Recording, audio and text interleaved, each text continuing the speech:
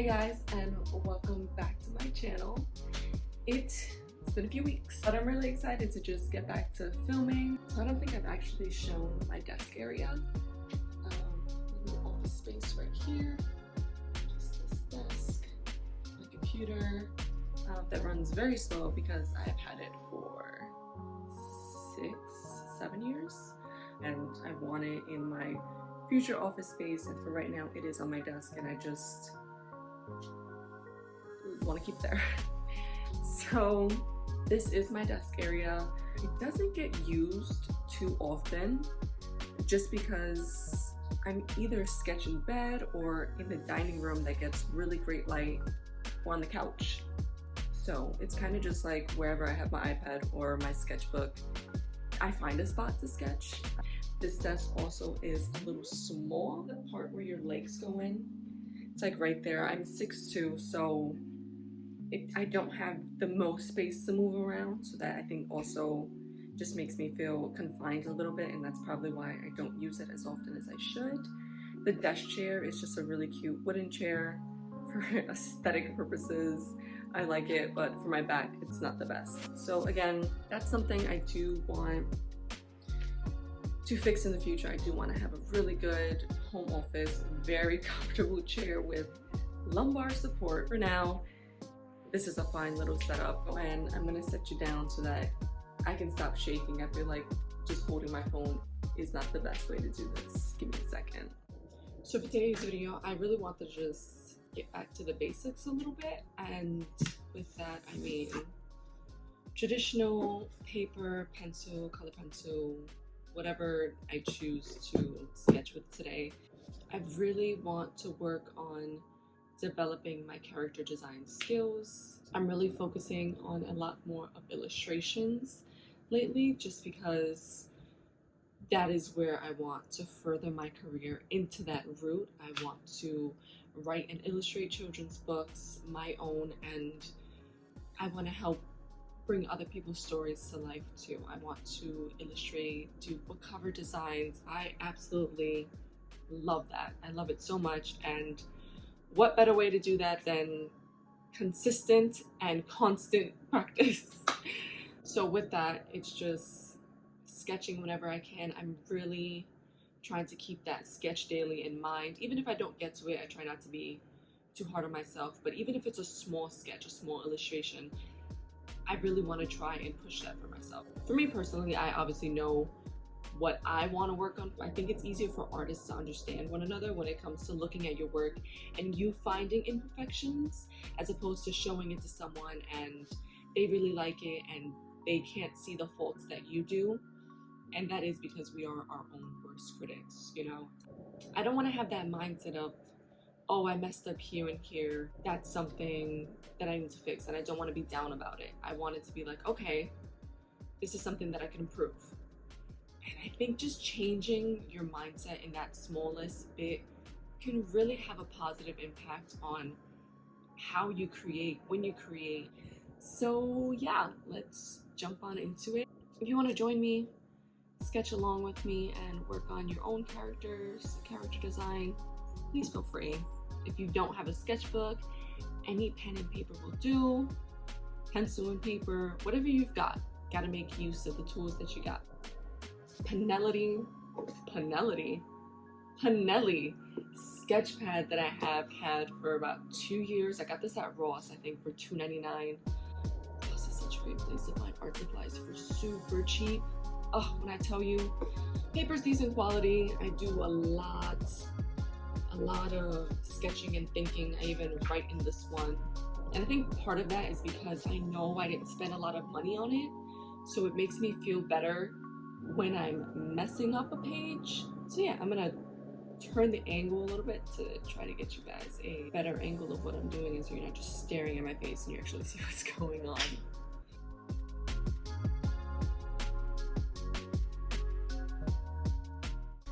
I just have some basic Crayola color pencils.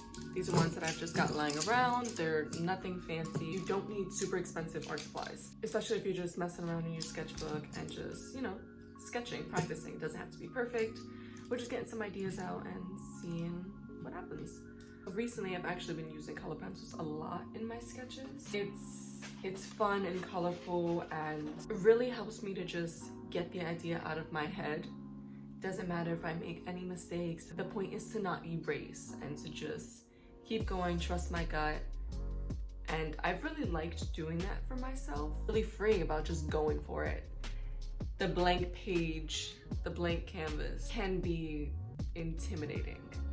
So just getting some color on there and just starting really helps.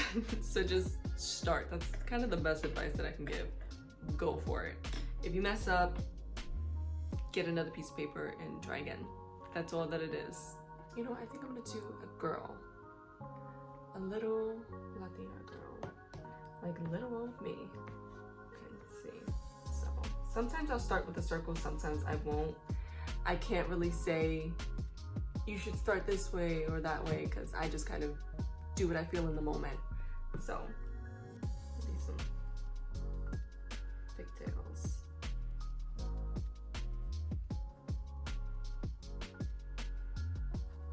Yeah, so then the more we sketch, you know, you can go darker over if you're sure that's what you want, and if not, if it's really light, that's why it's easy to just go over and do something else instead.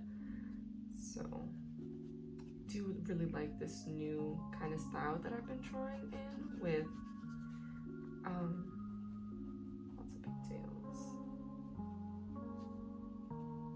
With like the round face, I just think it's really cute, and it's a great starting point if you don't know what to do. Give this some movement. Let's see, so we've got the head. Is she excited? How is she feeling? What is she doing right now? Maybe she's at a pumpkin patch. Maybe we should draw her holding a giant pumpkin.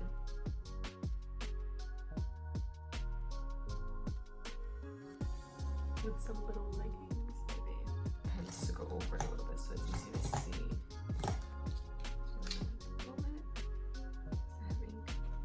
Yes, some of them don't. Have to check on that.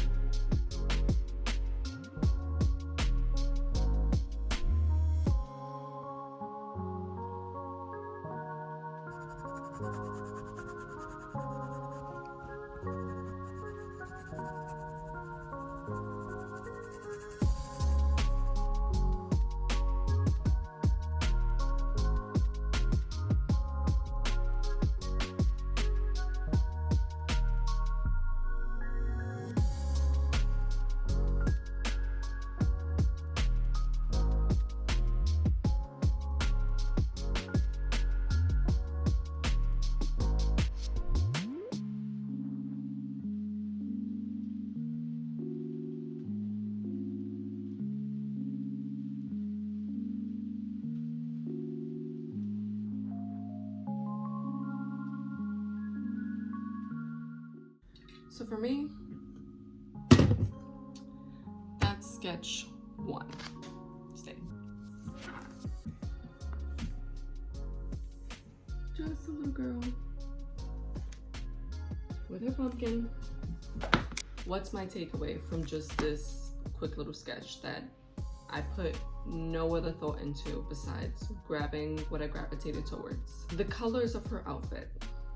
For some reason, I feel like they work, and I think that's because a lot of the times I see little kids wearing whatever they feel like, 20 different colors together, and since they're kids, it just goes. Kind of reminds me of this whole maximalist style recently, where people a dress with so many different color combinations and styles that you wouldn't think go together, and maybe in your opinion they don't, but they're just dressing how they want, and there's something really inspiring about that. But my point is, for some reason I feel like I can see a kid wearing this. The reason I bring that up is because color is another thing that I would really like to work on. I use a free illustration app called Medibang. There's a color palette and you can literally create any freaking color that you want. And having so many options can be so overwhelming for me because I just want to use them all. That's something that I want to work on. Now I'm gonna do maybe one or two more and just see kind of the flow of it, what colors I choose and whatnot. Let's get back into it. She needs a friend now. That's how I feel. Sticking with giant sweaters since it's fall, cozy. I just like that a lot. I was about to erase and there's no eraser. Maybe she can have the little pumpkins and show her that she found these really cute ones.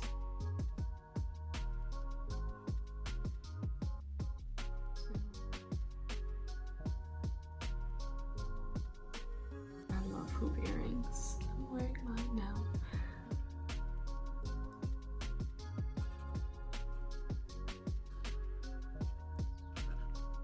Oh, cute.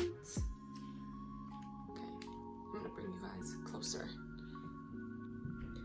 Okay, this looks like a better angle for y'all to see what I'm doing. Now, I kind of want to keep it on thing. I really like doing diverse characters. It's something I didn't see as much when I was younger. I used to wear my hair in pigtails a lot. So I take a lot of inspiration of like things that hairstyles that I would wear, and my cousin, she reminds me of my cousin a lot. So it's also easier for me to draw darker complexions when I'm using my iPad, just because I can get a really nice tone. And these are the only two brown color pencils I have. So let's see what I can do. I don't want to mess up the drawing. Maybe I should see what other color pencils I have. One of my color pencils over here. This one's a light brown. Ooh, I've got yellow. Oh, her sweater's gonna be yellow. I can already see it. Most of these are part of the same set, but like these two are different. This one's a watercolor pencil and this one is just Crayola. But we're gonna work with it. Start off light, and then like I did before, I'll just do another layer on top. This really just helps map out what colors I want where, and it lets me start off light in case I do it too dark, or or I can add highlights or try to add highlights in certain areas. I tried to do it with different colors here, but didn't really work out. I could probably go over with this, but these are just basic sketches. These are not finals or anything at all. I do want her to have some rosiness to her cheeks. Super cute.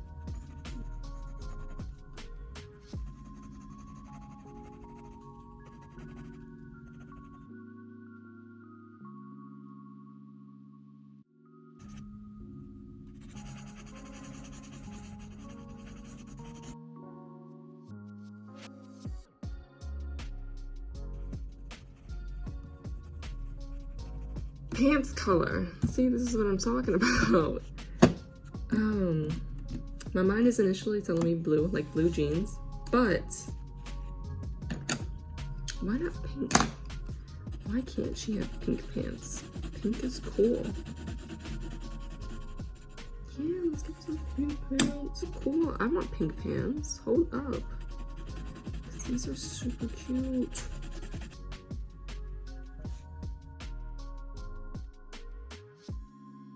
Now I feel like to really make this complete though, because I know it's just sketches, but now I just want to draw a bunch of pumpkins around them.